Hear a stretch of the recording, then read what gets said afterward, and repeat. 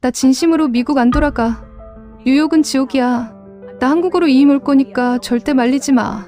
카메라 앞에서 눈물을 훔치며 이렇게 외친 여성이 있습니다. 전 세계 50개국 험지를 누비며 취재해온 25년 경력의 미국 최고 뉴스 방송사 수석 특파원 캐서린 헤이즈. 평생 냉철하기로 유명했던 그녀가 한국에 도착한 단 하루 만에 생각이 완전히 바뀌었다고 말합니다. 그날 밤 11시 젊은 여성이 혼자 이어폰을 꽂고 조용한 거리를 아무렇지 않게 걷는 모습을 본 순간 그녀는 이렇게 중얼거렸습니다. 나는 미국인이라는 게 처음으로 부끄러웠다. 도대체 무엇이 그 오만했던 미국 기자의 생각을 뒤집어 놓은 걸까요? 외국인들이 한국에 충격받는 대한민국 탑10의 장면들 지금 확인해 보겠습니다. 그 전에 잠깐 이야기를 시작하기 전에 구독과 좋아요 눌러주시면 정말 감사하겠습니다. 어디에서 듣고 계신지도 댓글에 남겨주시고 함께 해주세요. 저는 미국 최고 뉴스 방송사의 25년차 수석 국제특파원 캐서린 헤이즈입니다. 얼마 전 저는 아시아의 작은 반도 국가 대한민국 서울로 향하는 비행기 1등석에 거만하게 앉아 있었습니다. 제 이름 앞에는 항상 베테랑이라는 수식어가 훈장처럼 붙어 다녔죠. 총알이 빗발치는 중동의 핏빛 분쟁 지역부터 하루가 멀다고 정권이 뒤집히는 동유럽의 혼란스러운 국경지대, 그리고 질병이 창궐하는 남미의 깊은 밀림 한복판까지 전 세계 50개가 넘는 험난한 국가들을 제 두 발로 직접 밟고 취재하며 살아왔습니다. 수많은 나라의 끔찍한 흥망성쇠를 제 두 눈으로 직접 목격해온 저는 세계 최강국이자 천조국이라 불리는 위대한 미국의 엘리트 시민이라는 사실에 아주 뼛속 깊은 자부심을 품고 살았습니다. 세상 그 어떤 화려한 도시를 가더라도 결국 우리 미국 뉴욕의 화려함이나 워싱턴의 위대한 발끝에도 미치지 못할 것이라는 서양인 특유의 오만방자한 확신을 가지고 있었던 것이죠. 그래서 이번 대한민국 서울로의 심층 취재 출장 지시가 떨어졌을 때도 저는 그저 대수롭지 않게 여겼습니다. 요즘 젊은 애들이 좋아하는 K-팝이나 부르고 넷플릭스 드라마나 조금 잘 만드는 아시아의 흔한 신흥국 중 하나일 뿐이라고 가볍게 깎아내렸었죠. 기껏해야 일주일 정도 대충 취재하는 신용이나 하고 맛있는 한국식 바비큐나 실컷 구워 먹고 본국으로 돌아가면 되는 아주 만만한 휴가라고 생각했던 겁니다. 그런데 비행기 문이 덜컹하고 열리며 한국의 공기와 처음 마주하던 바로 그 찰나의 순간 무언가 소름 끼치게 이상한 기운을 감지했습니다. 일반 사람들은 잘 모를 수도 있지만 전 세계 어느 나라를 가더라도 공항이라는 거대한 공간이 뿜어내는 특유의 불쾌한 냄새라는 것이 존재하거든요. 매캐하게 코를 찌르는 항공유 냄새와 오래되어 찌든 카펫의 묵은 때, 그리고 수백만 명의 낯선 이방인들이 땀에 전 신발로 밟고 지나간 바닥에서 피어오르는 그 눅눅한 악취 말입니다. 저는 25년 동안 출장을 다니며 그 냄새가 공항이라면 당연히 감수해야만 하는 숙명이라고 굳게 믿고 살아왔습니다. 그런데 대한민국 인천국제공항의 게이트를 나서는 순간 그 당연했던 제 25년의 상식이 와르르 무너져 내리고 말았습니다. 너무나도 깨끗했던 겁니다.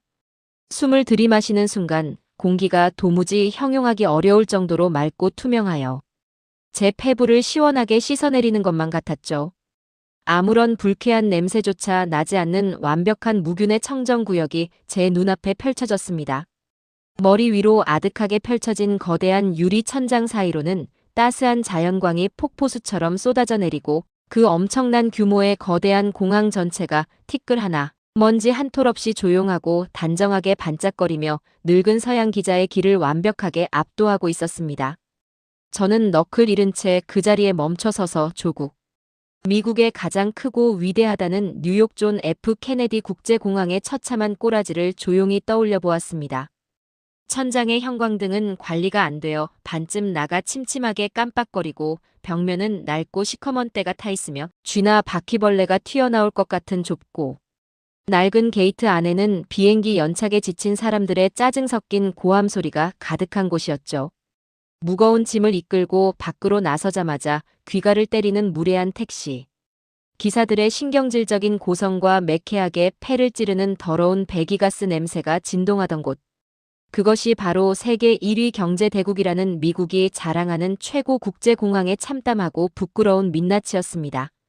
그런데 제 눈앞에 찬란하게 펼쳐진 대한민국의 인천공항은 바닥에 제 얼굴이 거울처럼 고스란히 비칠 정도의 광적인 청결함을 자랑하고 있었습니다.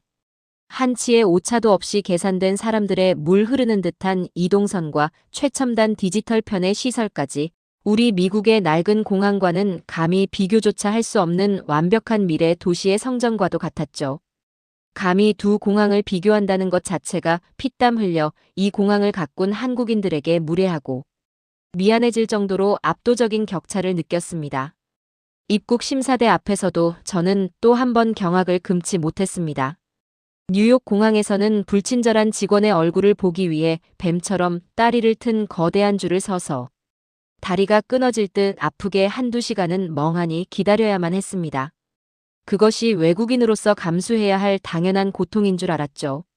그런데 이곳 인천공항에서는 줄을 선 지 고작 10분도 채 되지 않아 너무나도 빠르게 제 차례가 돌아왔습니다.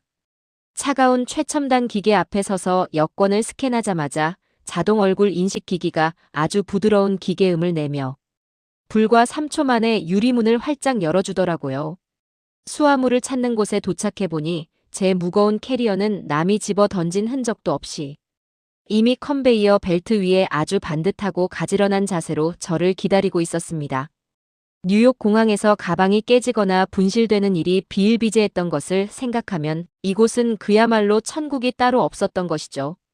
하지만 인천공항이 선사한 이 충격은 그저 앞으로 다가올 거대한 폭풍의 아주 작은 전야제에 불과했습니다.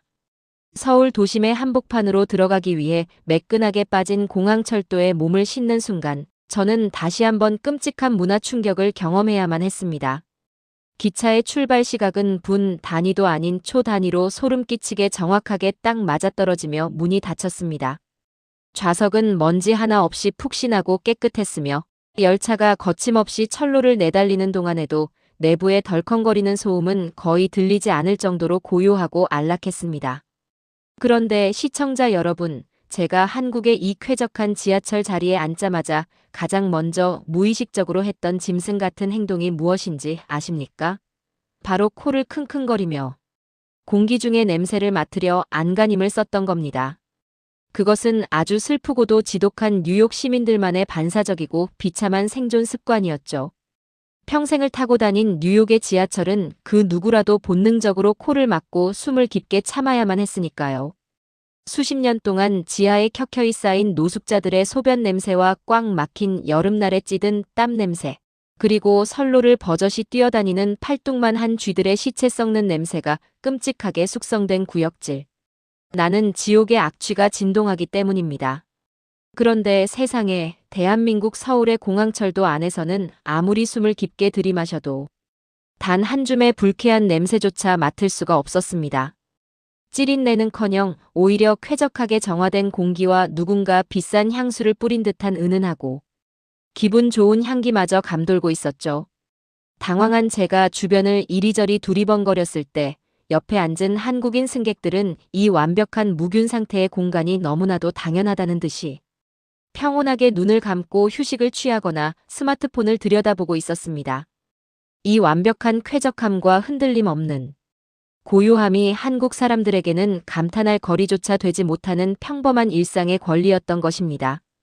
열차의 창문은 또 어찌나 거울처럼 닫혀 있던지 밖의 풍경이 고화질, 텔레비전 화면처럼 선명하게 쏟아져 들어왔습니다. 온갖 갱단들의 더러운 그래피티 낙서와 시커먼 먼지로 덮여 밖이 보이지 않는 뉴욕 지하철과 달리 저는 창밖으로 강물처럼 흘러가는 아름다운 한강의 야경을 마치 오페라 하우스의 VIP 관객처럼 우아하고 낭만적으로 감상했습니다. 퇴근길 지하철에서 내 조국의 야경을 멍하니 구경한다는 것, 그토록 당연히 누려야 할 사소한 권리를 저는 태어나서 50평생 처음 겪어보고 있었던 겁니다. 황당함과 수치심이 뒤섞인 헛웃음이 픽하고 흘러나오고 말았죠. 서울 도심 한복판에 도착하여 거대한 역사 밖으로 걸어 나왔을 때입니다. 자정을 향해 가는 늦은 밤이었지만 거대한 8차선 도로는 물청소를 끝낸 듯 껌딱지 하나 없이 정돈되어 있었습니다. 화려한 최첨단 마천루 빌딩들과 정겨운 골목길들이 자연스럽게 섞여 있으면서도 그 어떤 무질서함도 전혀 느껴지지 않았습니다. 골목을 지날 때마다 불을 환하게 밝힌 24시간 편의점들이 곳곳에 등대처럼 서 있었죠. 강도를 막기 위해 두꺼운 방탄 유리를 치고 철창 사이로 물건을 건네주는 살벌한 뉴욕의 감옥 같은 편의점과는 차원이 달랐습니다. 그리고 밤 11시 무렵 제가 머물 호텔 근처의 조용한 골목길을 나 홀로 캐리어를 끌며 걷고 있을 때였습니다. 제 눈앞에 도저히 믿을 수 없는 뼛속까지 미국인인 저로서는 기절할 만큼 충격적이고 소름 끼치는 광경이 펼쳐졌습니다. 제 앞을 걷고 있던 아주 가녀린 체구의 20대 젊은 한국 여성이 양쪽 귀에 세상의 모든 소리와 단절되는 하얀 이어폰을 꽉 막히게 꽂고 혼자서 캄캄한 밤거리를 유유자적하게 걷고 있는 것이었습니다. 심지어 그녀는 누가 뒤에서 쫓아오는지 확인하려 고개를 돌리기는커녕 고개를 푹 숙인 채 밝게 빛나는 최신 스마트폰 화면만을 뚫어지게 들여다보며 완벽한 무방비 상태로 걷고 있었습니다. 그녀의 어깨에는 강도가 칼로 쓱 그으면 당장 끊어질 것 같이 얇은 끈이 달린 작은 가방 하나가 가볍게 매달려 있었죠. 저는 너무 놀라 심장이 철렁 내려앉으며 식은땀을 뻘뻘 흘렸습니다. 그 자리에 얼어붙은 채 공포와 경악에 질린 눈으로 그녀를 숨죽여 바라보았습니다. 당장이라도 골목 어두운 곳에서 누군가 튀어나와 그녀의 가방을 낚아채거나 끔찍한 해코지를 할 것만 같아 당장 달려가 말리고 싶었죠. 하지만 주변을 지나가는 덩치 큰 한국 남성들이나 사람들은 그 무방비 상태의 여성에게 단 한 번의 위협적인 눈길이나 흑심을 품은 시선조차 주지 않았고 누구 하나 신경 쓰는 사람 없이 묵묵히 자신들의 길을 걸어갈 뿐이었습니다. 여러분, 이것이 미국의 뉴욕 뒷골목이었다면 사람의 목숨이 두세 개라도 절대 시도조차 하지 못할 완벽한 자살 행위였습니다. 저도 그리고 지금 고향에 있는 제 사랑하는 20살짜리 금쪽 같은 딸아이도 밤 11시에 혼자 이어폰으로 귀를 꽉 막고 비싼 핸드폰 불빛을 화사하게 얼굴에 비추며 어두운 거리를 걷는 미친 짓은 평생 상상도 할 수 없었습니다. 우리는 어릴 적부터 부모님에게 생존을 위한 철칙을 군대처럼 교육받으며 자라나거든요. 밤 10시가 넘으면 절대 혼자 어두운 길을 걷지 마라. 등 뒤에서 누가 총을 겨눌지 모르니 절대 이어폰으로 주변 소리를 차단하지 마라. 가방은 무조건 등 뒤가 아니라 가슴 앞으로 끌어안아라.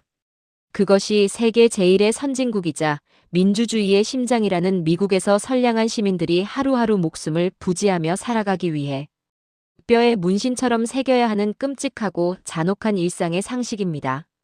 그런데 제 눈앞에 걸어가는 이 조그만 한국의 젊은 여성은 그 모든 서양의 피비린내. 나는 생존 상식들을 코웃음치며 완벽하게 어기고 있었습니다. 그러면서도 발걸음에는 그 어떤 긴장감이나 공포도 없이 마치 자기 집 따뜻한 안방을 거닐 듯 너무나도 평온하고 자유롭게 늦은 밤의 공기를 만끽하고 있었죠. 저는 낯선 이국의 길바닥에 우두커니 서서 덜덜 떨리는 손으로 가방에서 낡은 수첩을 꺼냈습니다. 그리고 뜨거운 눈물과 함께 꾹꾹 눌러 첫 줄을 적어 내려갔습니다. 나의 위대하고 사랑하는 조국 미국에서 내 목숨보다 귀한 우리 딸은 평생을 가도 절대 저렇게 평화롭게 걷지 못할 것이다. 이 나라는 대체 전 국민에게 무슨 마법을 부렸기에 이런 소름 끼치는 절대적인 평화가 가능한 것인가? 볼펜 잉크가 제 눈물에 번져나가는 수첩을 멍하니 바라보며 저는 한동안 고개를 푹 떨구고 말았습니다.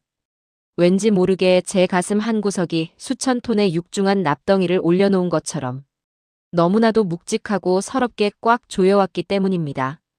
타국을 향한 뼈저린 부러움과 내가 사는 자랑스럽던 나라에 대한 절망적인 박탈감이 사정없이 제 심장을 후벼 파고 있었습니다. 한국 공항에 도착해서 이곳 숙소로 이동하는 데 걸린 시간은 고작 3시간에 불과했습니다. 하지만 이 대한민국이라는 나라는 제가 오만하게 깎아내렸던 시시한 아시아의 나라와는 그 뼈대와 시스템부터 완전히 차원이 다른 무섭도록 완벽한 미지의 신세계였던 것이죠. 전 세계 최강 대국을 자부하던 늙은 서양 기자의 처참한 붕괴는 그렇게 서울의 가장 고요하고 안전한 첫날 밤부터 무자비하게 시작되고 있었습니다. 호텔 로비에 들어서는 순간에도 저의 충격은 가시지 않았습니다. 친절하게 저를 맞이하는 호텔 직원의 완벽한 미소와 유창한 영어. 응대는 또 한 번 저를 한없이 작아지게 만들었습니다. 미국에서는 특급 호텔의 프런트 데스크에서조차 팁을 바라며 계산적으로 움직이는 직원들의 삭막한 눈빛을 마주해야 하지만 이곳 한국의 직원들은 진심으로 손님의 안위를 챙기는 듯한 따뜻한 온기를 품고 있었거든요. 방에 올라와 무거운 캐리어를 바닥에 내려놓고 창밖으로 펼쳐진 불야성의 서울 야경을 멍하니 내려다보았습니다. 밤 12시가 넘은 시간임에도 도시는 찬란하게 빛나고 있었고 도로 위를 달리는 수많은 자동차의 불빛은 마치 끊임없이 박동하는 거대한 생명체의 혈관처럼 에너지를 뿜어내고 있었습니다. 미국 뉴욕의 밤이 총소리와 사이렌 소리로 얼룩진 공포의 시간이라면 서울의 밤은 그저 낮의 활기가 형태만 바꾼 채 안전하게 이어지는 또 다른 축제의 시간처럼 느껴졌습니다. 저는 아직 씻지도 않은 겉옷차림 그대로 푹신한 침대 위에 털썩 주저앉았습니다. 머릿속이 새하얗게 탈색되는 기분이었죠. 세계 최고의 지성이자 오피니언 리더라는 착각 속에 빠져 살아온 제 자신이 이토록 우물 안개구리처럼 느껴진 적은 단 한 번도 없었습니다. 이 완벽한 인프라와 짐승 같은 치안의 기적은 단순히 돈이 많다고 해서 단숨에 이룰 수 있는 것이 아닐 겁니다. 중동의 돈 많은 산유국들도 흉내낼 수 없는 이 정교한 시스템의 근저에는 타인을 향한 기본적인 신뢰와 사회적 규칙을 묵묵히 지켜내는 한국인들의 경이로운 시민의식이 켜켜이 쌓여 있는 것이 틀림없었습니다. 다음 날 아침 눈을 뜨면 또 이 무섭도록 완벽한 나라에서 도대체 어떤 끔찍한 기적 같은 일상들을 목격하며 제 남은 자존심마저 갈기갈기 찢기게 될까요? 솔직히 고백하건대 저는 낯선 호텔 침대에 이불을 꽉 끌어안고 덜덜 떨며 아주 깊은 두려움에 빠져들고 말았습니다. 이 대한민국이라는 나라의 완벽함이 더 끔찍하게 부러워져서 기어코 내 평생을 바쳐 사랑했던 조국 미국을 향한 원망과 증오심마저 싹트게 된다면 도대체 이 무너지는 마음을 어떻게 감당해야 할지 덜덜 떨고 있었던 겁니다. 저는 다시 자리에서 일어나 창가로 다가갔습니다. 차가운 유리에 이마를 대고 수첩에 적었던 그 뼈아픈 문장들을 수십 번 곱씹어 보았죠.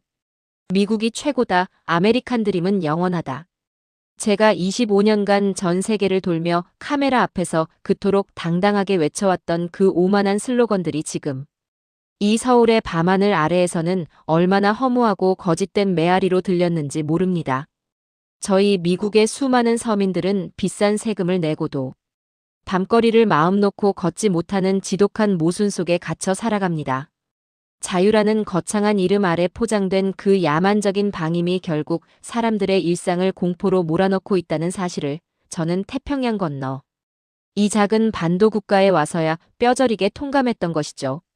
저 아래 빛나는 골목길 어디선가 까르르 웃으며 지나가는 젊은이들의 활기찬 목소리가 창문 틈을 타고 어렴풋이 들려왔습니다. 총기 소지도 허용되지 않고 마약에 찌든 불황자들도 찾아볼 수 없는 이 거룩하고도 비현실적인 청정구역. 이 나라 사람들은 대체 어떤 역사적 궤적을 거쳐왔기에 이토록 완벽한 안전이라는 축복을 쟁취해낸 것일까요? 분명 이 기적 뒤에는 제가 상상조차 하지 못할 한국 어르신들의 피와 땀, 그리고 지독한 희생의 시간이 굳건히 버티고 있을 것이라는 직감이 제 늙은 언론인의 세포를 강렬하게 자극하기 시작했습니다. 겉으로 보이는 화려한 건물들이 다가 아님을 그 이면에 흐르는 끈끈한 사회적 유대와 이 나라를 맨손으로 일궈낸 세대의 치열한 정신이 이 모든 것을 지탱하고 있음을 뼈저리게 예감했습니다. 내일은 대한민국의 가장 깊숙한 일상 속으로 그들의 생명과 직결된 복지와 교육의 현장 속으로 직접 뛰어들어갈 작정이었습니다. 과연 그곳에서도 저는 이 무서운 한국의 시스템 앞에 또 한 번 처참하게 무릎을 꿇게 될까요? 아니, 저는 이미 확신하고 있었습니다. 제가 앞으로 마주할 현실은 오늘 밤의 이 충격보다 수십 배, 수백 배는 더 잔혹하게 제 서양인의 오만함을 짓밟아버릴 것이라는 사실을 말입니다. 두려움과 경외감이 소용돌이치는 서울에서의 첫날 밤, 늙은 미국 기자의 심장은 터질 듯이 거칠게 박동하고 있었습니다. 어젯밤의 그 지독한 문화 충격과 뼈저린 부러움으로 하얗게 밤을 지새운 저는 다음 날 아침 퉁퉁 부은 눈을 비비며 간신히 침대에서 몸을 일으켰습니다. 오늘부터는 본격적으로 대한민국 서울의 심장부를 취재하며 이 나라가 가진 힘의 원천을 파헤쳐야 한다는 사명감이 제 늙은 기자의 피를 다시 끓어오르게 만들었거든요. 하지만 운명의 장난이었을까요? 아니면 이 위대한 나라가 저라는 오만한 미국인에게 더 크고 완벽한 충격을 선사하기 위해 준비한 극적인 무대였을까요? 호텔을 나서 상쾌한 서울 거리를 걷던 중 저는 그만 살짝 튀어나온 보도블록 턱을 미처 보지 못하고 발이 걸려 무참하게 앞으로 고꾸라지고 말았습니다. 처음에는 그저 살짝 삐끗한 가벼운 찰과상인 줄로만 알았었죠. 바지 무릎에 묻은 먼지를 툭툭 털어내고 다시 걸음을 옮기려 했지만 불과 한두 시간이 지나자 제 오른쪽 무릎은 마치 커다란 자몽처럼 무섭게 퉁퉁 부어오르기 시작했던 겁니다. 찌릿하고 시큰거리는 단순한 통증의 수준을 넘어서서 지하철 계단을 한 칸 내려갈 때마다 입에서 악소리가 터져나올 만큼 뼈를 깎는 듯한 극심한 고통이 온몸을 휘감았습니다. 전 세계의 험난한 오지와 분쟁 지역을 취재하며 발목이 꺾이거나 열병에 걸려본 적도 많았던 저였기에 낯선 타국 땅에서 병원 신세를 져야 한다는 사실이 얼마나 번거롭고 두렵고 끔찍한 재앙인지를 제 몸이 본능적으로 먼저 기억하고 떨고 있었습니다. 시청자 여러분, 세계 최고의 부자 나라이자 자본주의의 절정이라 불리는 저희 미국에서 사람이 아파서 병원에 간다는 것이 도대체 어떤 의미인지 아십니까? 미국에서는 가벼운 감기가 아니라 뼈를 다치거나 수술이 필요한 상황이 발생하면 그것은 육체의 고통을 넘어 한 개인의 인생과 가정이 송두리째 파산할 수도 있는 거대한 경제적 지옥문이 열림을 뜻하는 것이죠. 만약 제가 뉴욕 맨해튼 한복판에서 이렇게 무릎을 다쳐 정형외과 전문의를 만나야 했다면 당장 오늘 병원 문을 열고 들어가는 것조차 100% 불가능했을 겁니다. 미국 의료 시스템의 그 악랄하고도 기형적인 구조 속에서는 환자가 아무리 고통의 비명을 질러도 먼저 동네의 일반 주치의를 만나 몇 주를 기다려 진료를 받고 그 주치의가 정형외과 전문의를 만나도 좋다는 허가 의뢰서를 써주어야만 비로소 전문의 병원에 예약을 잡을 자격이 주어지거든요. 그 예약 날짜를 잡는 데만 또다시 최소 2주에서 한 달이라는 피말리는 기다림의 시간이 필요했습니다. 그뿐만이 아니었죠. 악덕 고리대 금업자 같은 사보험 회사에 전화를 걸어 이 진료가 보험 보장 범위에 들어가는지 사전 승인을 구걸해야 하고 승인이 떨어지더라도 환자 본인이 생돈으로 내야 하는 엄청난 자기부담금이 잔혹하게 청구되는 시스템이었습니다. 무릎이 아파 전문의 얼굴을 단 5분 쳐다보고 엑스레이 사진 딱 한 장을 찍는데 들어가는 청구 비용은 최소 50만 원. 만약 저처럼 타국에서 온 외국인이라 미국 보험조차 없다면 기본 100만 원에서 200만 원이 훌쩍 넘어가는 천문학적인 청구서가 날아옵니다. 앰뷸런스 구급차라도 한번 불렀다가는 그 구급차 탑승 비용만으로도 300만 원에서 400만 원이 고스란히 깨져버리는 것이죠. 그래서 우리 미국의 불쌍한 서민들은 뼈가 부러지거나 피를 철철 흘려도 어떻게든 병원에 가지 않으려 이를 악물고 진통제로 버티고 또 버팁니다. 아프면 일단 죽기 전까지 버텨라. 병원에 가는 순간 몸보다 지갑이 먼저 갈기갈기 찢겨 죽는다. 라는 아주 슬프고도 참혹한 농담이 진리처럼 통용될 정도였으니까요. 그런 끔찍한 미국의 의료지옥을 평생 뼈에 새기고 살아온 저였기에 서울 한복판에서 부어오른 무릎을 부여잡고 저는 덜덜 떨리는 손으로 식은땀을 흘리며 호텔 프런트 데스크로 향했습니다. 근처에 영어가 통하는 큰 국제병원이 있는지, 진료를 보려면 며칠이나 기다려 예약을 해야 하는지 수백 달러가 넘게 나올 텐데 신용카드 한도도 걱정이라며 핏기가 가신 얼굴로 횡설수설 쏟아냈었죠. 그러자 단정한 유니폼을 입은 한국인 호텔 직원은 아주 의아하다는 듯 맑은 미소를 지으며 제 스마트폰 지도 앱을 툭툭 쳐서 보여주었습니다. 손님, 굳이 비싼 국제병원에 가실 필요가 전혀 없습니다. 여기서 걸어서 5분만 가시면 길모퉁이에 아주 훌륭한 정형외과 의원이 있거든요. 예약 같은 건 전혀 필요 없으니 지금 당장 그냥 걸어 들어가셔서 접수만 하시면 곧바로 전문의 선생님을 만나실 수 있습니다. 그냥 걸어 들어가라고요? 예약도 없이 주치의의 의뢰서도 없이 길거리의 전문 병원을 마음대로 쑥 들어갈 수 있다고요? 저는 도무지 그 직원의 말을 믿을 수가 없었습니다. 반신반의하며 절뚝거리는 다리를 이끌고 도착한 곳은 으리으리한 종합병원이 아니라 그저 평범한 상가 건물 2층에 자리 잡은 동네 정형외과였습니다. 병원 문을 열고 들어서는 순간 저는 다시 한번 숨을 헉하고 들이마시고 말았죠. 동네의 작은 병원임에도 불구하고 대리석 바닥은 먼지 하나 없이 빛나고 있었고 공기청정기가 돌아가는 쾌적한 대기실에는 잔잔한 클래식 음악이 흐르고 있었습니다.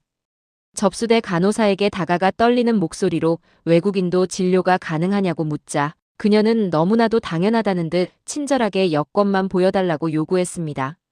그리고 자리에 앉아 대기한 지 고작 10분, 아니 체감상 7, 8분도 채 지나지 않았을 무렵 대기실 모니터에 제 이름 캐서린 헤이즈가 선명하게 떴고 저는 곧바로 진료실 안으로 안내되었습니다. 진료실 안에는 아주 신뢰감 가는 인상의 한국인 의사 선생님이 앉아 계셨습니다. 그는 유창하고 완벽한 영어로 제 무릎이 어떻게 다쳤는지 꼼꼼하게 문진을 하더니 직접 두 손으로 제 부어오른 무릎의 관절과 인대를 세심하게 만져보고 눌러보며 통증의 근원을 찾아내기 시작했었죠. 미국에서라면 의사가 환자의 몸에 손을 대는 것조차 온갖 법적 소송이나 청구 비용이 추가될까 두려워 뚝 떨어져서 말로만 진료하는 것이 태반인데 이 한국의 의사는 마치 자신의 가족을 돌보듯 아주 세심하고 따뜻하게 저를 진찰해 주었습니다. 엑스레이를 한번 찍어보고 뼈와 인대의 상태를 정확히 확인해 봅시다. 의사 선생님의 그 말 한마디가 떨어지기가 무섭게 저는 진료실 문을 열고 나와 세 걸음 거리에 있는 복도 건너편 최첨단 영상 검사실로 곧바로 안내되었던 겁니다. 방사선사의 신속하고 부드러운 통제 아래 엑스레이 촬영이 끝나는데 걸린 시간은 불과 2, 3분. 옷을 갈아입고 다시 의사 선생님의 진료실로 돌아오자 제 무릎에 뼈와 관절이 찍힌 고화질 디지털 엑스레이 사진이 벌써 모니터에 아주 선명하게 띄워져 있었습니다. 다행히 뼈에는 미세한 골절이나 이상이 전혀 없었습니다. 넘어질 때의 충격으로 인대가 살짝 놀라부기가 생긴 것이니 처방해주는 진통소염제를 며칠 먹고 무리한 걷기만 피하면 금방 씻은 듯이 나을 거라는 명쾌하고 자상한 설명에 저는 그제야 팽팽하게 당겨졌던 긴장의 끈을 풀고 안도의 깊은 한숨을 내쉬었죠. 병원 문을 열고 들어와 접수를 하고 전문의의 세심한 진찰을 받고 최첨단 엑스레이를 찍고 다시 완벽한 처방과 설명까지 듣는데 걸린 이 모든 마법 같은 과정이 무려 단 30분 만에 일사천리로 끝이 난 것입니다. 하지만 제 25년 미국인 인생을 가장 처참하게 붕괴시킨 진정한 충격과 공포는 수납. 데스크로 돌아와 간호사가 내민 한 장의 얇은 종이 영수증을 받아든 바로 그 찰나의 순간에 찾아왔습니다. 진료비와 엑스레이 촬영 비용까지 모두 합쳐서 15,000원, 약국에서 약을 타는 비용. 4,000원을 합쳐 총 19,000원이라는 말이 들려왔거든요. 순간 저는 제 귀를 의심하며 간호사가 내민 계산서의 숫자를 뚫어지게 노려보았습니다. 19,000원이면 달러로 환산했을 때 고작 14달러. 우리 돈으로 스타벅스 커피 두어 잔값도 채 되지 않는 그야말로 말도 안 되는 껌값이 적혀 있었던 겁니다. 저는 너무 놀라 지갑을 열던 손을 멈추고 간호사에게 다급하게 따져 물었습니다. 뭔가 단단히 착오가 있는 것 같다고. 저는 한국의 국가 건강보험에 가입되어 있지 않은 완벽한 외국인 이방인이라고 말이죠. 혹시 이것이 오늘 내야 하는 최소한의 성금이고 나중에 제 본국으로 수십만 원짜리 진짜 청구서가 따로 날아오는 것은 아니냐고 물었습니다. 그러자 간호사는 제 촌스럽고 당황한 반응이 오히려 재미있다는 듯 풋하고 맑은 웃음을 터뜨리며 아주 단호하게 대답했습니다. 방금 말한 금액이 외국인 비보험자로서 내야 하는 100% 전액원가이며 한국에서는 외국인이라도 동네 의원에서 이 정도 비용이면 최고 수준의 진료와 엑스레이를 모두 받을 수 있다고 말입니다. 저는 멍하니 신용카드를 건네며 제 머릿속이 새하얗게 탈색되어 가는 것을 느꼈습니다. 제가 오늘 아침 인천공항에서 서울 도심의 호텔까지 아주 편안하게 타고 온 리무진. 택시비가 이것보다 훨씬 더 비쌌습니다. 세계 최강국이라는 미국에서는 병원 문턱을 밟기도 전에 수백만 원의 청구서 공포에 시달리며 아파도 진통제를 삼키며 짐승처럼 버텨야 하는데 이 작고 경이로운 대한민국이라는 나라에서는 외국인 이방인조차 택시비도 안 되는 헐값에 세계 최고 수준의 전문의 진료와 최첨단 의료 서비스를 황제처럼 대접받으며 누릴 수 있었던 것이죠. 약국문을 나서며 4,000원짜리 약봉투를 두 손에 꼭 쥔 채 저는 복잡한 서울의 거리 한가운데서 마치 길을 잃은 미아처럼 우두커니 멈춰 서고 말았습니다. 오만했던 제 가슴속 깊은 곳에서부터 무언가 뜨겁고도 서러운 감정이 화산처럼 울컥하고 치밀어 오르기 시작했죠. 그것은 단순히 값싸고 좋은 의료 서비스를 경험했다는 얄팍한 기쁨이 절대 아니었습니다. 내가 평생을 바쳐 사랑하고 자랑스러워했던 위대한 조국 미국이라는 시스템 전체가 이 한국이라는 나라의 완벽한 복지와 생명, 존중의 철학 앞에서는 얼마나 형편없고 야만적이며 인간의 목숨을 돈으로 환산하는 끔찍한 쓰레기 같은 자본주의의 괴물이었는지를 뼈저리게 깨닫게 된 절망적인 박탈감이었습니다.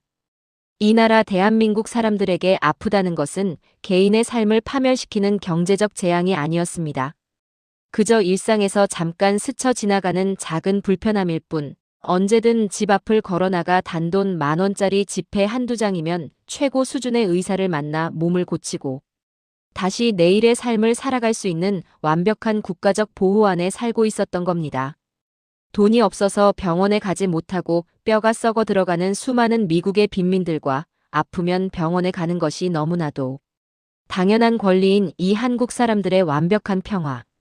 저는 길거리 벤치에 털썩 주저앉아 제 조국 미국의 현실이 너무나도 부끄럽고 수치스러워 두 손에 얼굴을 파묻은 채 한참 동안이나 뜨거운 눈물을 왈칵 쏟아내고 말았습니다.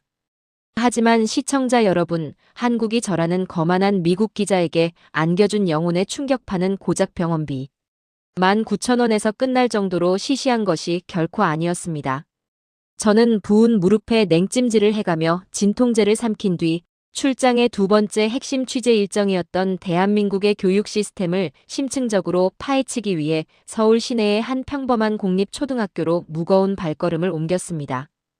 전 세계의 수많은 교육학자들이 입을 모아 경외감을 표하는 한국인들의 그 미친 듯한 두뇌와 압도적인 학업 성취도, 이 좁은 땅덩어리에서 어떻게 세계 최고의 인재들이 쏟아져 나오는지 그 비밀의 근원을 찾고 싶었기 때문이었죠. 백발이 성성한 인자한 인상의 교장 선생님의 특별한 배려와 안내를 받아 저는 점심시간을 알리는 경쾌한 종소리와 함께 아이들이 병아리 떼처럼 몰려가는 넓고 깨끗한 급식실 문을 열고 조심스럽게 안으로 들어섰습니다. 그리고 그 급식실 배식대 앞에 늘어선 풍경을 바라본 순간 저는 제 두 눈을 꽉 감았다 뜨며 이것이 꿈인지 현실인지 도무지 믿을 수 없는 거대한 충격에 빠지고 말았습니다. 반짝반짝 은빛으로 빛나는 깨끗한 식판 위로 하얀 김이 모락모락 피어오르는 윤기. 자르르한 쌀밥이 듬뿍 담기고 있었고 그 옆으로는 고소한 냄새가 코를 찌르는 따뜻하고 깊은 맛의 소고기 미역국이 찰랑찰랑 채워지고 있었죠. 그것이 끝이 아니었습니다. 한국인들의 영혼이자 유산균의 보고인 붉은 배추김치, 달콤 짭짤한 불고기, 신선한 시금치 무침, 바삭하게 구워진 생선구이, 그리고 달콤한 과일 디저트까지 무려 5~6가지가 넘는 각양각색의 다채롭고 영양 만점인 반찬들이 아이들의 작은 식판 위를 빈틈없이 가득 채우고 있었던 겁니다. 저는 너무나도 화려하고 풍성한 진수성찬 같은 식판의 모습에 놀라 옆에 계신 교장 선생님께 황급히 물었었죠. 오늘이 혹시 이 학교의 개교 기념일이거나 특별한 축제 행사가 있는 날이냐고 말입니다. 그러자 교장 선생님은 사람 좋은 허허 웃음을 터뜨리시며 대답하셨습니다.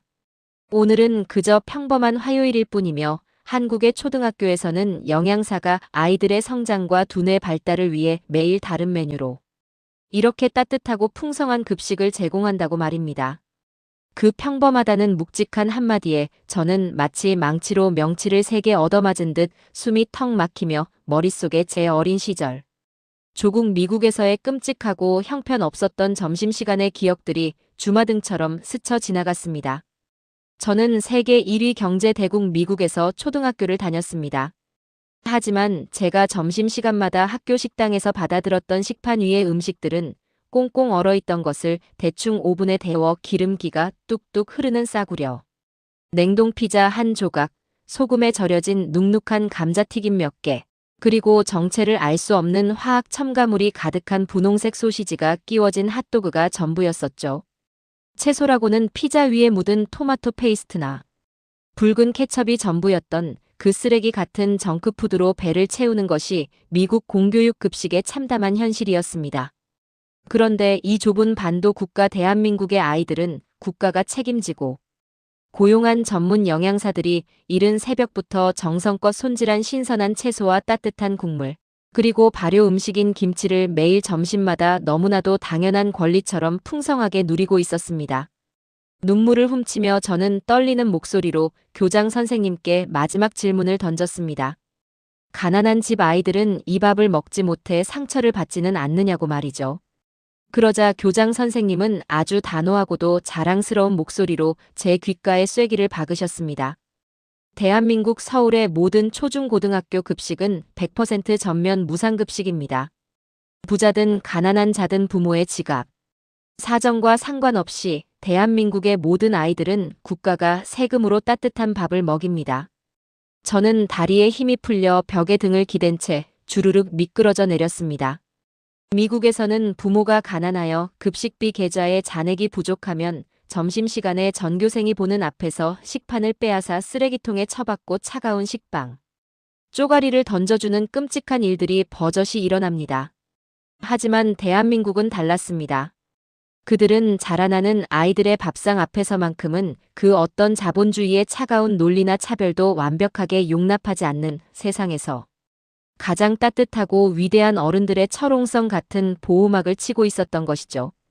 복도 한 구석에서 쪼그려 앉아 소리 없는 눈물을 뚝뚝 흘렸습니다. 제가 흘린 눈물은 단지 음식이 맛있어 보여서가 아니었습니다. 이 나라의 완벽한 복지 시스템 뒤에는 과거 6.25 전쟁의 끔찍한 폐허와 잿더미 속에서 굶어 죽어가는 자식들을 보며 피눈물을 흘려야 했던 이 나라. 어르신들의 뼈저린 한과 희생이 서려 있었음을 직감했기 때문입니다. 내 자식, 내 후대만큼은 다시는 밥 굶는 서러움을 겪게 하지 않겠다며 굽은 등과 굳은 살 박인 손으로 피땀 흘려 이 거대한 나라의 기초를 다져온 위대한 시니어 세대들의 독종 같은 헌신. 그것이 돈 없는 외국인조차 따뜻하게 품어주는 19,000원의 기적 같은 의료 시스템을 만들었고, 가난한 아이도 눈치 보지 않고 배불리 먹을 수 있는 세상에서 가장 따뜻하고 평등한 밥상을 차려낸 진짜 이유였던 겁니다. 이 무서운 나라 사람들의 영혼 속에는 양육강식의 자본주의를 뛰어넘는 끈끈한 가족애와 숭고한 생명, 존중의 철학이 뿌리 깊게 박혀 있었습니다. 그리고 다음 날 저는 교실 안에서 한국 아이들의 밥상 위에 놓여있던 2개의 얇고 가느다란 쇠막대기가 어떻게 전 세계를 지배하는 무서운 첨단 기술의 심장으로 폭발하는지 그 기적의 비밀을 완벽하게 목격하게 됩니다.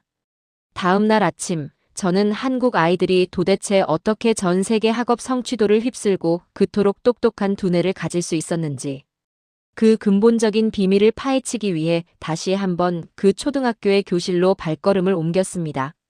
수업 내용을 관찰하기 전 저는 전날 아이들이 밥을 먹던 급식실의 풍경을 머릿속에 다시 한번 찬찬히 되짚어 보았죠. 그리고 바로 그 순간 저는 한국인들의 그 미친 듯한 지능과 섬세함의 근원이 어디에서부터 출발하는지 가장 원초적이고도 소름 끼치는 힌트 하나를 발견하고야 말았던 겁니다. 그것은 바로 아이들의 작은 손에 쥐어져 있던 2개의 얇고 차가운 쇠막대기, 즉 젓가락이었습니다. 시청자 여러분, 우리 서양인들이 밥을 먹을 때 사용하는 포크라는 도구를 한번 떠올려 보십시오.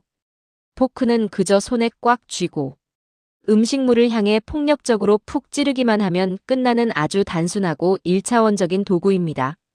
손가락의 정밀한 근육이나 고도의 뇌신경을 사용할 필요조차 없는 그야말로 야만적이고 원초적인 섭식의 도구였던 것이죠.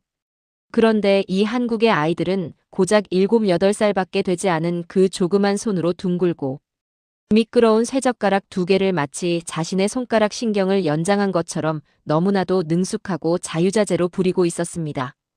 제 2눈을 가장 경악하게 만든 것은 아이들의 식판 위에 놓인 콩자반이라는 반찬이었죠.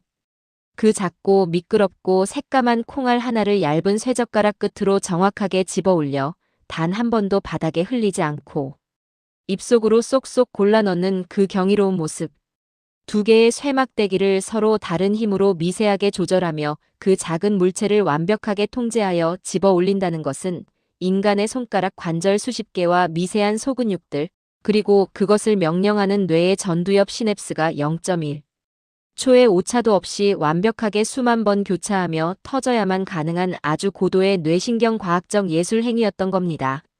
미국의 뇌과학자들이 젓가락질이야말로 인간의 손가락 근육과 두뇌를 동시에 폭발적으로 발달시키는 세상에서 가장 완벽한 훈련이라고 극찬하는 이유를 저는 그제야 뼈저리게 깨달았습니다. 한국의 아이들은 책상머리에 앉아 억지로 수학 공식을 외우기 전부터 이미 태어나서 밥을 먹는 그 일상적인 삶시 새끼의 순간순간마다 전 세계 그 어떤 나라의 아이들도 하지 못하는 최고 난도의 두뇌 트레이닝을 매일 숨 쉬듯이 반복하고 있었던 것이죠.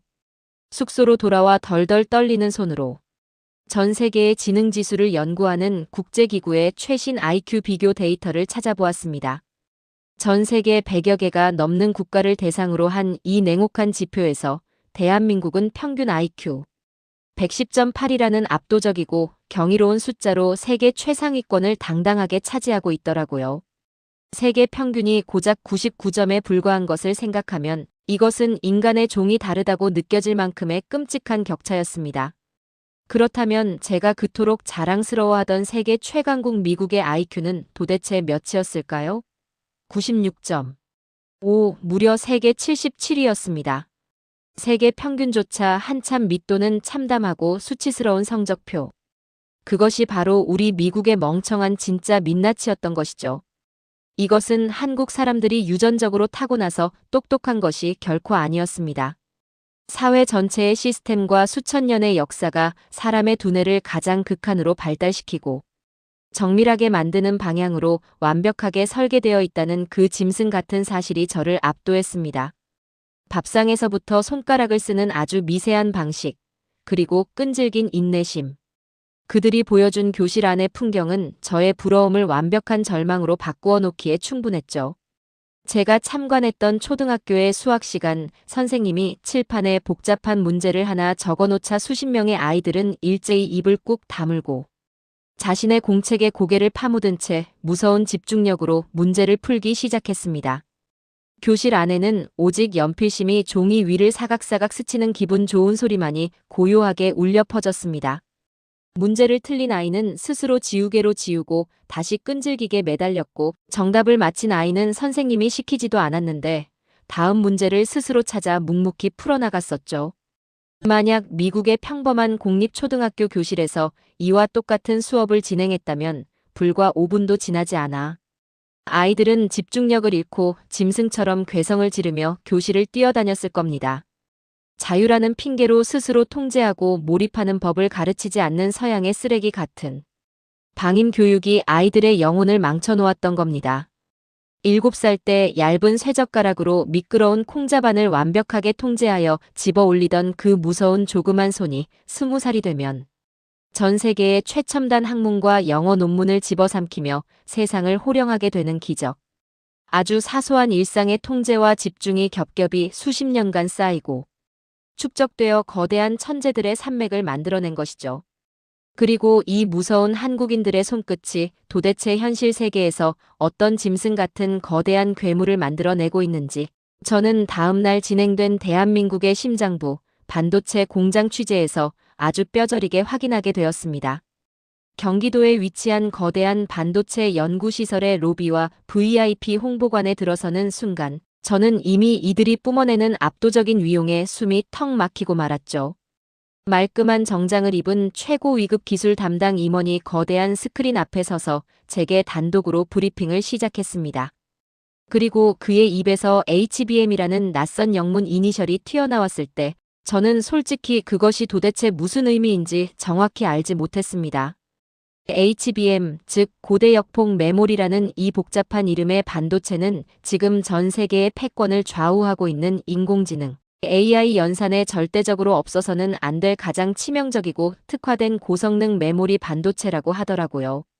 인간의 뇌를 뛰어넘는다는 챗GPT가 수억 개의 질문에 빛의 속도로 대답을 내놓을 때 거리를 달리는 자율주행 자동차가 도로의 상황을 완벽하게 인식하고 판단할 때 그리고 전 세계를 통제하는 구글과 아마존의 거대한 데이터 센터가 정보를 처리할 때 그 모든 기적 같은 4차 산업혁명의 가장 깊숙한 심장부에 바로 이 한국의 HBM 칩이 반드시 들어가야만 한다는 설명이었습니다.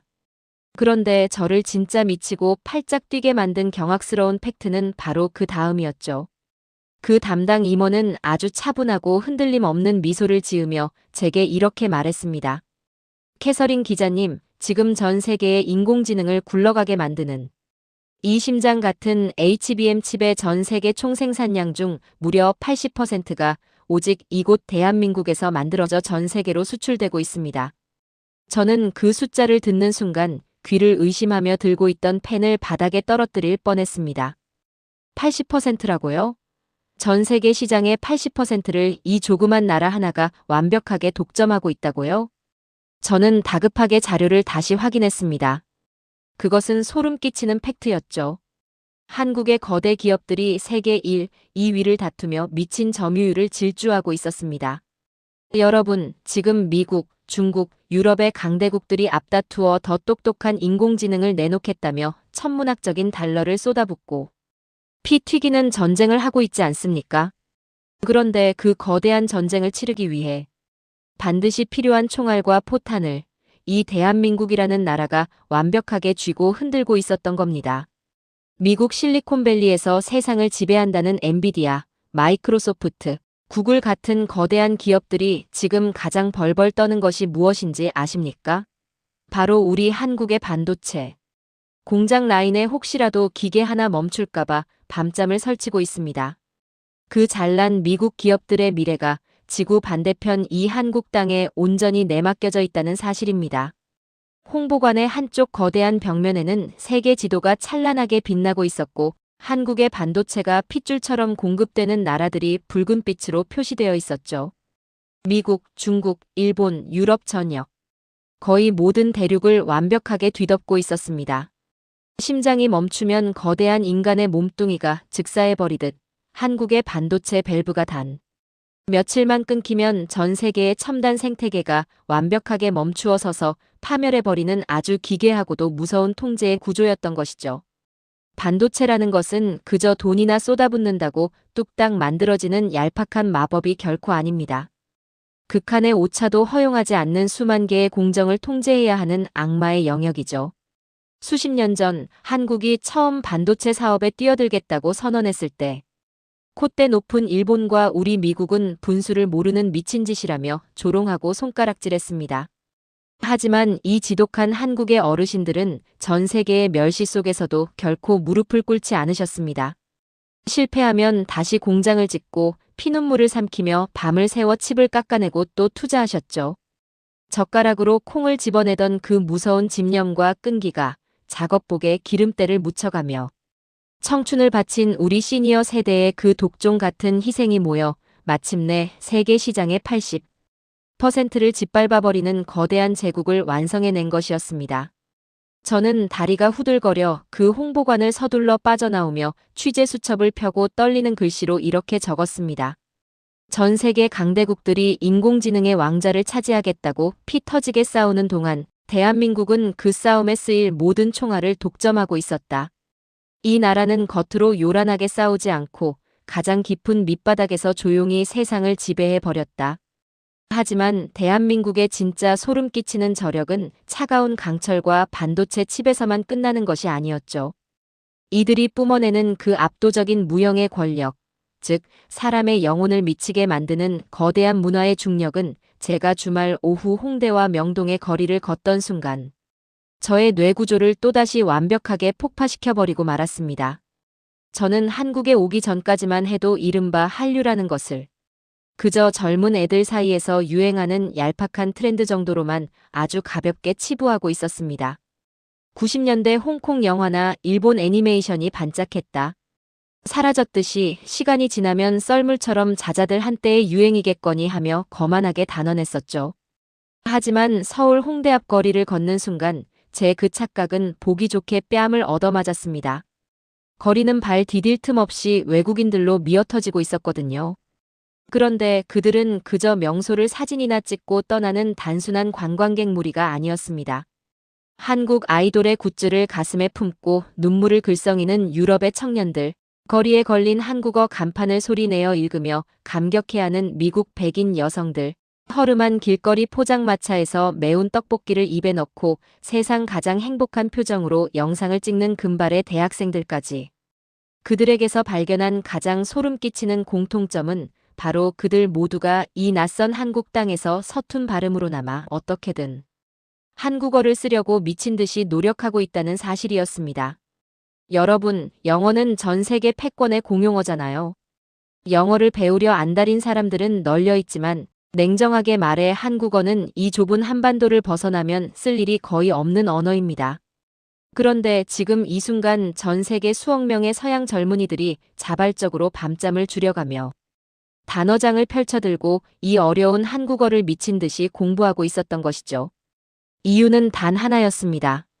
한국이 만든 드라마를 자막 없이 주인공의 목소리 그대로 느끼고 싶어서 사랑하는 한국 가수가 부르는 노래 가사의 깊은 의미를 완벽하게 이해하고 싶어서였던 겁니다. 인구 5천만 명 남짓한 이 작은 나라 사람들이 만들어낸 콘텐츠가 도대체 지구상 어디까지 뻗어나갔는지를 생각하면 머리가 핑 돌 지경이었습니다. 아카데미 시상식의 트로피를 휩쓴 기생충부터 넷플릭스 역사상 최다 시청 1위를 기록한 오징어 게임, 빌보드 차트를 밥 먹듯이 점령하는 방탄소년단까지. 이 미친 일들이 과거의 영광이 아니라 지금 바로 이 순간 전 세계에서 동시다발적으로 폭발하고 있었던 것이죠. 명동 거리를 가득 메운 화장품 매장 앞에는 백인 흑인 할 것 없이 전 세계 여성들이 한국의 마스크팩을 사기 위해 진을 치고 있었고 미국 최고급 유기농 마트의 메인 진열대에는 붉은 고춧가루로 버무려진 한국의 김치가 당당하게 자리 잡고 있었습니다. 세상 사람들은 이것을 두고 한국의 문화 수출이라고 칭찬하지만 저는 그 가벼운 단어가 이 거대한 현상을 설명하기에는 턱없이 부족하다는 것을 뼈저리게 느꼈습니다. 이것은 수출이 아니라 전 세계인들의 심장에 보이지 않는 밧줄을 걸고 스스로 자신들의 영혼을 한국을 향해 자발적으로 바치도록 끌어당기는 완벽한 블랙홀이자 거대한 중력이었던 것이죠. 저라는 늙은 미국 기자만 보아도 그렇습니다.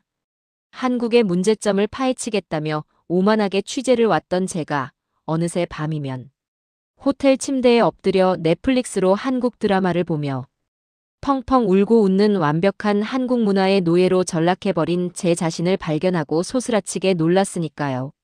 한국의 문화에는 서양의 폭력적이고 자극적인 영화에서는 절대 느낄 수 없는 인간. 영혼의 가장 연약한 밑바닥을 어루만지는 보편적인 위로와 깊고 치명적인 진심이 숨겨져 있었던 겁니다. 수첩을 쥔 손을 부들부들 떨며 기사의 방향을 완전히 뒤엎는 충격적인 결론을 적어 내려갔습니다. 세계의 젊은이들은 더 이상 미국의 낡은 문화를 동경하지 않는다. 그들은 한국의 진심을 탐욕스럽게 빨아들이고 있다. 한국은 거만했던 우리 서양인들의 영혼과 일상을 송두리째 집어삼켜버린 가장 무섭고도 압도적인 새로운 문화 제국으로 완벽하게 군림하고 말았다.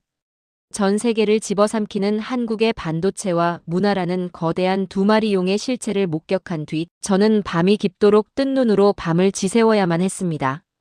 도대체 이 사람들은 무엇이 다르기에 젓가락 하나로 시작된 감각이 전 세계의 첨단 기술을 지배하고 그들의 밥상머리에서 배운 따뜻한 정이 세계인의 영혼을 홀리는 괴물 같은 제국으로 뻗어나갈 수 있었던 것일까?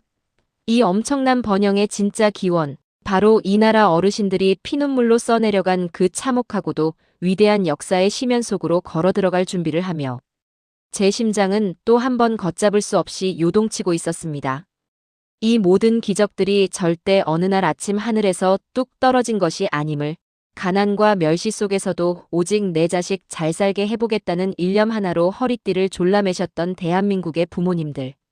그분들의 굽은 등과 갈라진 손등 위에 세워진 이 찬란한 탑이 이제 전 세계 서양인들의 무릎을 꿇리고 있다는 사실에 저는 제 잘난 미국인의 오만함을 모두 벗어 던지고 뜨거운 눈물로 경의를 표할 수밖에 없었던 것입니다. 다음 날 제가 마주하게 될 나라가 망할 뻔한 위기마다 좀비처럼 다시 일어선 그들의 소름 끼치는 뭉침의 역사는 제 남은 자존심마저 완벽하게 박살낼 폭풍의 전조였던 것이죠.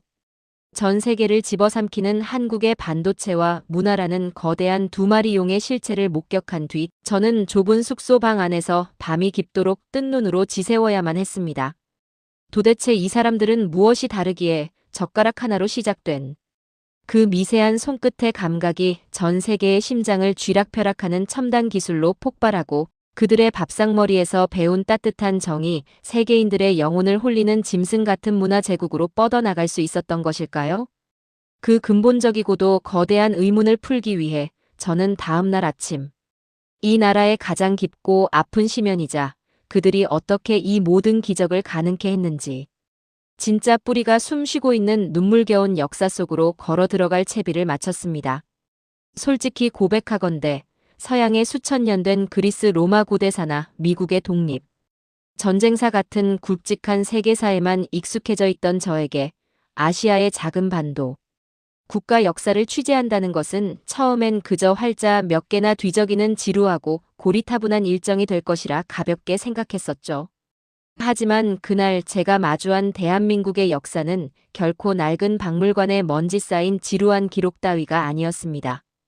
그것은 인간의 한계를 초월한 천재성과 도무지 믿을 수 없는 신화적인 영웅의 피비린내 나는 서사였으며 제 알량하고 거만했던 지적 우월감을 불과 몇 시간 만에 처참하게 박살 내버린 끔찍한 충격의 연속이었던 겁니다. 역사 취재를 준비하며 저는 가장 먼저 한국인들이 매일 숨쉬듯 사용하는 고유의 문자 한글, 즉 훈민정음이라는 문자를 처음으로 들여다보게 되었습니다. 세계 공용어인 영어를 모국어로 쓰는 엘리트 서양 기자로서 저는 세상의 그 어떤 복잡한 언어와 문자라도 내 뛰어난 두뇌라면 몇 달 정도 빡세게 공부하면 대충은 흉내낼 수 있을 것이라는 아주 얄팍하고 오만한 착각에 빠져 있었습니다. 중국의 수만 개가 넘는 한자나 일본의 복잡한 글자를 보며 동양의 문자는 그저 미개하고 비효율적인 그림 문자에 불과하다며 콧방귀를 뀌어왔던 저였으니까요. 그런데 제 그 하늘을 찌르던 오만함이 산산조각이 나며 무너져 내리는 데에는 단 며칠도 필요하지 않았습니다. 정확히 딱 2시간 현직 코디네이터가 제게 건네준 자음. 14개와 모음 10개가 적힌 얇은 종이 한 장의 표를 훑어본 지 불과 2시간 만에 저는 뜻은 전혀 몰라도 서울거리의 커다란 간판 글씨들을 제 입으로 또박또박 소리내어 읽어내는 기적을 스스로 연출하고 있었던 겁니다. 이것은 낯선 타국의 언어를 배운다는 그 어렵고 고통스러운 개념이 절대 아니었죠. 그것은 마치 인류 역사상 가장 천재적인 공학자가 아주 완벽하고 정교하게 설계해놓은 최첨단 소프트웨어의 매뉴얼을 아주 직관적으로 습득하는 소름 끼치는 경험이었습니다. 영어나 프랑스어처럼 수천 년 동안 이민족들이 뒤섞이며 무질서하고 난잡하게 변형되어 온 서구의 쓰레기 같은 언어들은 수백 가지의 예외 규칙과 불규칙 변화라는 끔찍한 언어적 혼란과 모순을 품고 있습니다. 그래서 외국인들이 영어를 완벽하게 익히기 위해서는 평생을 바쳐도 모자랄 엄청난 시간과 돈을 허비해야만 하죠.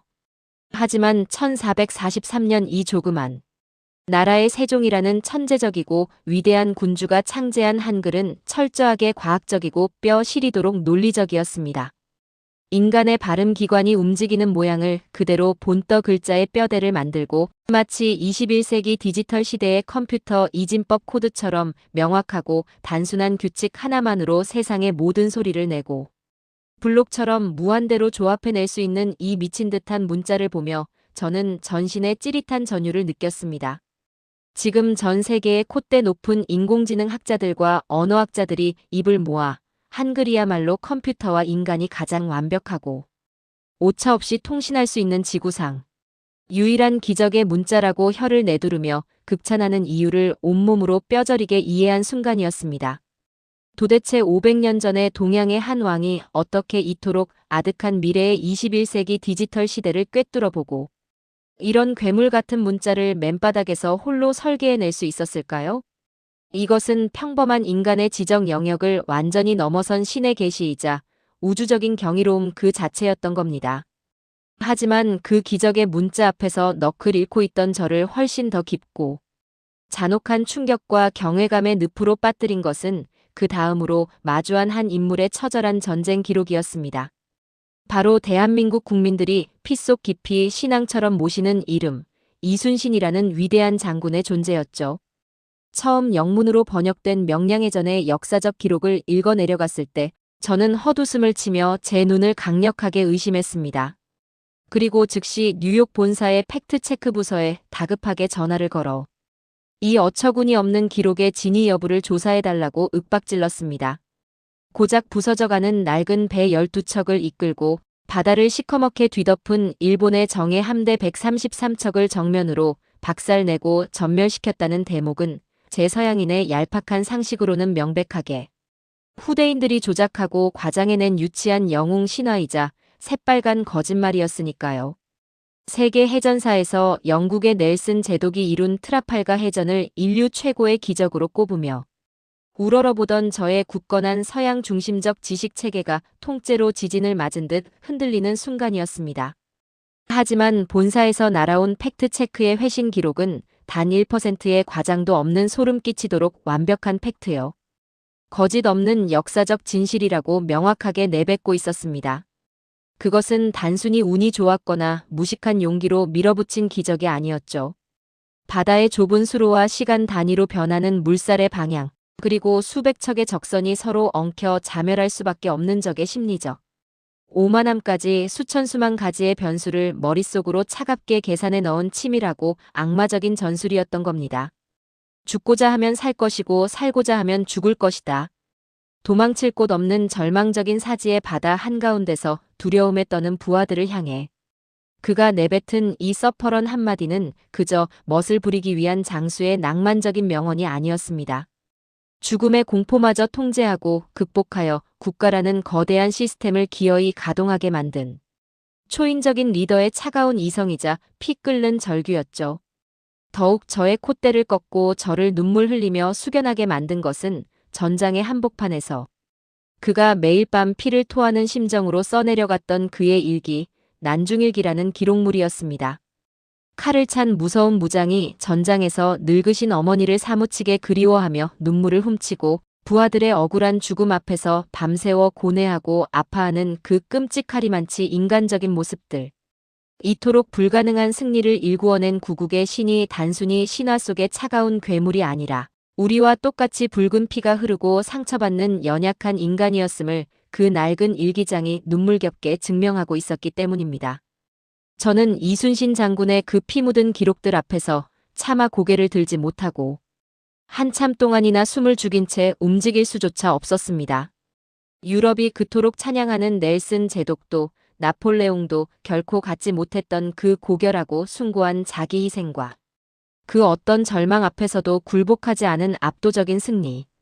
왜 이런 인류사적이고 우주적인 위대한 영웅이 전 세계 서양인들이 배우는 세계사 교과서의 가장 첫 페이지를 찬란하게 장식하지 못하고 있는 것인지 억울함과 분노의 의문이 솟구칠 정도였습니다. 백성을 불쌍히 여겨 컴퓨터보다 과학적인 문자를 창제한 왕과 나라의 멸망을 막아낸 장군. 이 두 인물을 관통하는 무서운 키워드는 바로 조국과 백성을 향한 지독하고도 맹렬한 사랑이었습니다. 이제 서울에서의 마지막 취재 일정만을 남겨둔 밤, 제 낡은 수첩은 이미 이 조그만 나라를 향한 미친 듯한 경외심과 뼈를 깎는 부러움의 기록들로 빽빽하게 가득 차 여백조차 남아있지 않았습니다. 하지만 제 마음 한구석에는 여전히 풀리지 않는 아주 거대하고도 본질적인 질문 하나가 마치 날카로운 가시처럼 찌르며 남아있었죠. 도대체 이 사람들은 무엇이 다르기에 이토록 끔찍하고 비극적인 피해 역사 속에서도 나라가 망할 뻔한 수백 번의 위기가 닥칠 때마다 매번 불사조처럼 미친 듯이 다시 살아나 일어서는 것일까? 그 마지막 웅장한 퍼즐 조각을 찾기 위해 저는 서울 도심 한복판 용산에 자리 잡은 거대한 전쟁기념관으로 향했습니다. 높고 차가운 화강암 계단을 올라 입구에 들어설 때 제 마음은 수백 톤의 돌덩이를 얹은 듯 무겁고 캄캄했었죠. 전 세계의 참혹한 비극의 현장을 펜으로 기록해온 종군 기자로서 전쟁의 잔상은 늘 피비린내 나고 고통스러운 죽음의 기억일 뿐이었으니까요. 하지만 그 거대한 박물관 안에서 제가 마주한 것은 끔찍한 죽음과 절망의 기록이 결코 아니었습니다. 그것은 인류 역사 수천 년을 통틀어 그 어떤 나라에서도 유례를 찾아볼 수 없는 가장 처절하고도 위대한 부활의 기록이자 눈물겨운 생존의 웅장한 교향곡이었습니다. 1953년 6.25 전쟁이라는 참혹한 동족 상잔의 비극이 휴전이라는 끔찍한 마침표를 찍은 직후의 대한민국을 한번 떠올려 보십시오. 사진 속의 도시는 폭격으로 뼈대만 남은 채 완벽하게 무너져 내렸고 토양은 화염에 새까맣게 타버려 잡초 하나 자라지 않는 죽음의 땅이 되었습니다. 당장 굶어 죽어가는 고아들과 상위 군인들이 거리에 넘쳐났고 1인당 국민 소득은 고작 $67. 아프리카의 가난한 최빈국들보다도 밑바닥을 쳐박고 있던 지구상에서 가장 가난하고 희망이 없는 저주의 나라였습니다. 전 세계 내로라 하는 서양의 잘난 군사 전문가들과 경제학자들은 혀를 끌끌 차며 이 쓰레기 더미가 된 나라가 다시 정상적인 국가로 재건되는 데에는 최소 100년, 아니 영원히 불가능할 것이다라며 오만하게 사형 선고를 내렸었죠. 하지만 70여 년이 흐른 지금 저 거만한 서양인들이 뱉어낸 사형 선고는 어떻게 되었습니까?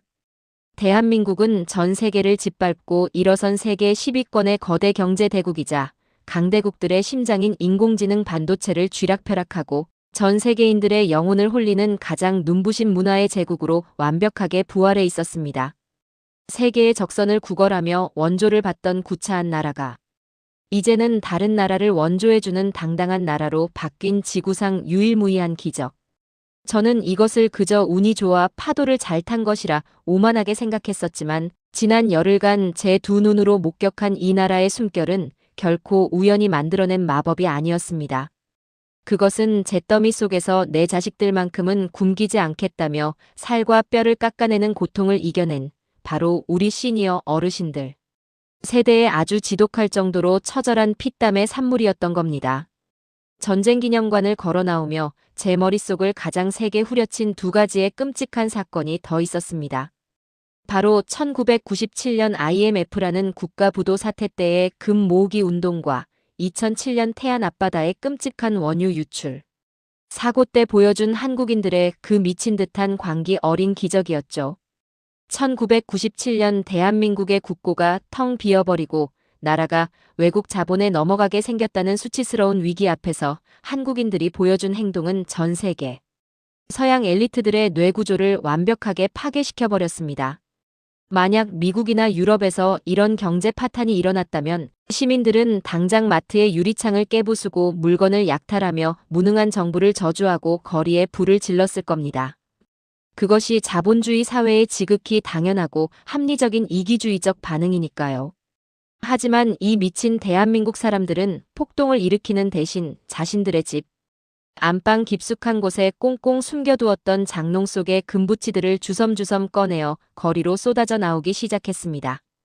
눈에 넣어도 아프지 않을 핏덩이 아기의 돌반지, 평생을 모셔둔 늙으신 부모님의 환갑, 기념 금비녀, 사랑하는 아내와 눈물로 나누어 꼈던 결혼반지까지 무려 350만 명이라는 전 국민이 자발적으로 이 귀한 금부치를 대가도 없이 국가에 헌납하며 나라의 빚을 갚아 구하겠다고 발 벗고 나섰던 겁니다. 뉴욕 월스트리트의 차가운 경제 분석가들은 공포에 질려 경악했습니다. 이것은 서양의 경제 논리로는 도무지 설명이 불가능한 미친 짓이다. 내 살을 베어내 조국을 구하려는 끔찍하리만치 위대한 인류학적 현상이다라고 벌벌 떨며 외쳤죠. 저 역시 그 거리에 서 있던 제 자신에게 뼈아프게 자문해 보았습니다. 만약 조국 미국이 당장 파산한다면 우리 미국인들은 목숨 같은 반지를 기꺼이 국가에 내다 버릴 수 있을까? 제 내면의 대답은 차마 입 밖으로 내뱉기조차 수치스러운 완벽한 불가능이라는 회의론뿐이었습니다. 서양인들에게 국가는 철저한 계약 관계일 뿐 자신을 희생할 성전이 아니었으니까요. 2007년 태안 앞바다의 기적 또한 제 심장을 찢어놓기에 충분했습니다. 거대한 유조선이 두 동강나며 수만 톤의 시커먼 악마 같은 원유가 서해의 푸른 바다를 완벽하게 뒤덮었을 때 전 세계의 잘난 전문가들은 절망하며 영원히 복구할 수 없는 재앙이라고 단언했습니다. 하지만 그 사형 선고가 내려진 바다를 향해 단 한 달 만에 무려 123만 명이라는 일반 시민들이 생업을 뒤로 한 채 미친 듯이 달려왔습니다. 그들은 얼굴을 베는 듯한 매서운 겨울 바닷바람을 온몸으로 맞으며 낡은 수건과 헌 옷가지로 그 끈적거리는 시커먼 바위 하나하나의 기름때를 맨손으로 닦아내고 또 닦아냈습니다. 국가가 시킨 일도 아니었고 그 누구도 단돈 10원의 일당을 쥐어주지 않았죠. 그저 내 조국의 병든 바다를 내 손으로 살려내야 한다는 숭고한 일념 하나로 123만 명이 모여들었던 겁니다. 맨손이 기적처럼 만들어낸 검은 바다의 부활. 이 광경은 이기적인 개인주의에만 찌들어 살아온 제게는 마치 수백만 명의 성직자들이 모여 나라를 살려달라 기도하는 거대하고도 무서운 종교적 제례처럼 느껴졌습니다. 모든 취재 일정을 마치고 붉은 노을이 내려앉는 한강변을 나 홀로 묵묵히 걸으며 저는 비로소 지난 열흘 동안 제 가슴을 짓누르고 숨통을 조여왔던 그 지독한 부러움과 박탈감의 진짜 실체가 무엇인지 완벽하게 깨닫게 되었습니다. 제가 이 나라에 와서 눈물을 흘리며 진정으로 부러워했던 것은 세계 최고의 깨끗한 공항도 아니었고 19,000원의 의료비도 아니었으며 전 세계를 틀어준 첨단 반도체 기술도 아니었습니다. 제가 뼈저리게 부러워하고 갈망했던 위대한 대상은 바로 그 모든 기적들을 잿더미 폐허 위에서 70년 만에 자신들의 피와 땀으로 기어이 일구어내고 증명해낸 한국인 바로 당신들이었습니다. 위기가 닥칠 때마다 약탈하는 대신 서로의 손을 꽉 부여잡고 남이 시키지도 않았는데 공공의 가치를 위해 기꺼이 자신의 살점과 피를 던지는 그 끔찍하고 무서운 응집력. 지금 대한민국이 누리고 있는 그 모든 물질적 번영과 안전은 단순히 시대적 운이 좋아서가 아니라 바로 이런 위대한 국민들과 그들의 부모, 세대들이 온몸의 뼈가 부서지도록 켜켜이 쌓아올린 지독한 눈물과 땀의 가장 정직하고 무서운 결정체였던 겁니다. 미국 뉴욕으로 돌아가는 어둡고 차가운 비행기 안에서 저는 제게 조롱 섞인 문자를 보냈던 본사의 동료 기자에게 마지막 문자를 꾹꾹 눌러 보냈습니다.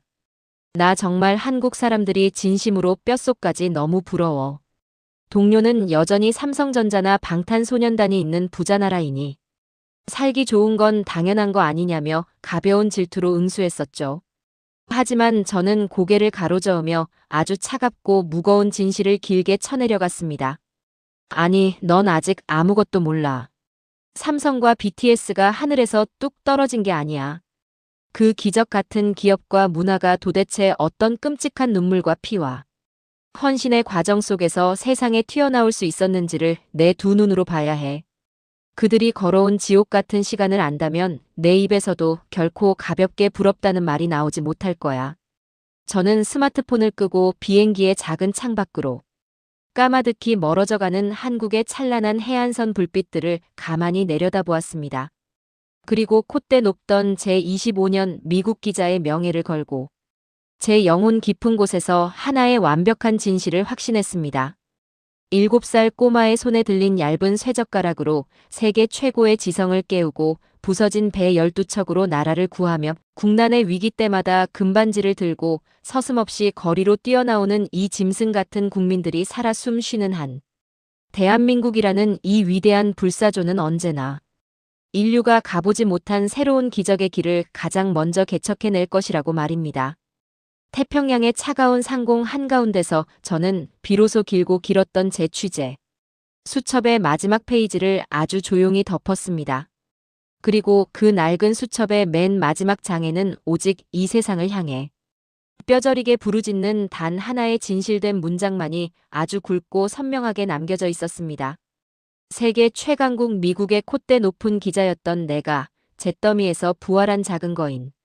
대한민국 앞에 내 평생의 모든 오만함을 무참히 벗어 던지고 가장 깊고 거룩하게 엎드려 완벽히 굴복하다. 오늘 저와 함께 떠나본 이 가슴 벅찬 이야기 어떠셨는지요?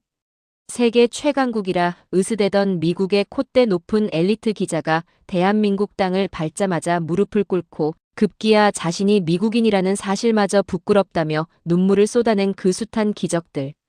단돈 10,000원짜리 지폐 한두 장이면 최고 수준의 진료를 받는 병원, 우리 아이들이 눈치 보지 않고 배불리 먹는 따뜻한 무상급식, 그리고 전 세계의 심장을 쥐락펴락하는 첨단 반도체와 찬란한 문화까지. 서양인들의 눈에는 이 모든 것이 도무지 믿을 수 없는 마법처럼 보였겠지만 우리는 너무나도 잘 알고 있습니다. 이 엄청난 기적들이 결코 어느 날 아침 하늘에서 뚝 떨어지거나 거저 얻어진 것이 아니라는 사실을 말입니다. 미국 기자가 뼈저리게 부러워했던 그 위기 앞에서 뭉치는 힘과 불가능을 가능으로 만드는 기적은 바로 우리 선생님들께서 평생을 바쳐 굽은 등과 거친 손으로 피땀 흘려 쌓아 올린 위대한 인생의 훈장입니다. 6.25 전쟁의 그 참혹한 잿더미 속에서 먹을 것, 입을 것 다 아껴가며 오직 내 자식 배불리 먹이고 이 나라 한번 제대로 세워보겠다고 캄캄한 공장 미싱 앞에서 펄펄 끓는 중동의 열사에서 그리고 차가운 밤바다 위에서 청춘을 다 바치신 우리 위대한 부모님들. 선생님들의 그 억척스럽고도 눈물겨운 헌신과 거룩한 희생이 없었다면 오늘날 전 세계가 우러러보는 이 눈부신 대한민국은 결코 존재할 수 없었을 것입니다. 이 나라를 일구신 어르신들의 노고에 다시 한번 고개 숙여 깊은 감사를 올립니다. 그러니 텔레비전에서 우리나라가 세계 최고라는 뉴스가 나올 때마다 가슴을 활짝 펴시고 저게 다 내가 뼈가 부서져라 이래서 만든 내 훌륭한 작품이다. 라고 온 동네가 떠나가라 자랑하셔도 좋습니다. 선생님들께서는 이 세상 그 어떤 특급 훈장보다 더 고귀한 대우를 받으실 자격이 차고 넘치시는 분들이니까요. 선생님들, 어느덧 그토록 춥고 매서웠던 기나긴 겨울이 물러가고 코끝을 다정하게 간지럽히는 따뜻한 3월의 봄이 우리 곁에 성큼 다가왔습니다. 겨우내 행여나 우리 선생님들 빙판길에 미끄러지시진 않을까, 닳고 다른 무릎이나 허리가 찬 바람에 더 시리지는 않으실까. 제 마음이 늘 노심초사 걱정이 한가득이었답니다. 이제 동네 어귀마다 노란 개나리와 산수유가 예쁜 망울을 터트리는 완연한 봄날입니다. 우리 선생님들 제발 방 안에만 웅크려 계시지 말고 화사하고 예쁜 옷 챙겨 입으시고 꼭 집 밖으로 나오셔서 가벼운 산책도 즐기셨으면 좋겠습니다. 따스한 봄 햇살도 온몸으로 듬뿍 받으시며 굳은 관절도 부드럽게 풀어주시고 흐드러지게 핀 예쁜 봄꽃들도 구경하시면서 이 좋은 세상, 아름답고 예쁜 것들만 두 눈에 한가득 담으셨으면 하는 것이 저 막내딸의 가장 간절하고 애틋한 소원입니다. 평생을 어두운 새벽부터 달이 뜨는 밤늦게까지 허리 한번 제대로 펴지 못하고 일만 하시느라 꽃이 피는지 지는지도 모르고 살아오신 그 고단하고 서러웠던 세월. 이제는 그 무거운 인생의 짐 다 내려놓으시고 오직 선생님들 자신만을 위한 눈부신 봄날의 꽃구경을 마음껏 만끽하셔도 충분하답니다. 여러분의 따뜻한 응원과 구독, 좋아요가 이 채널을 든든하게 지탱하는 가장 큰 힘입니다. 댓글로 선생님들의 지혜와 일상을 언제든 편안하게 나눠주세요. 사랑하는 나의 진정한 영웅, 위대한 시니어 선생님들.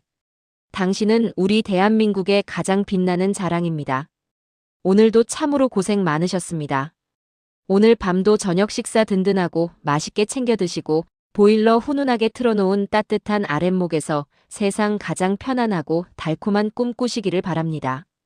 언제나 선생님들의 곁에서 제일 먼저 다정한 안부를 묻고 선생님들의 남은 찬란한 인생을 가장 크게 목청 높여 응원하는 든든한 재롱둥이 막내딸이 늘 곁에 있다는 사실 절대 잊지 마십시오.